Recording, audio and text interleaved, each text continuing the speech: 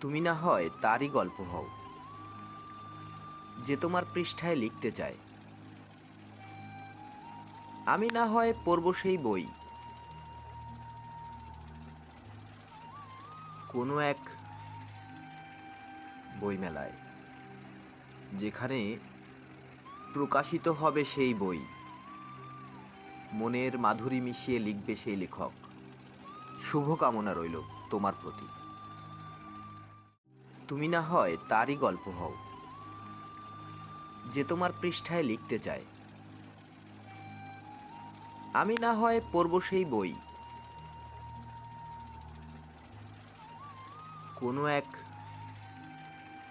বইমেলায়, যেখানে প্রকাশিত হবে সেই বই, মনের মাধুরী মিশিয়ে লিখবে সেই লেখক।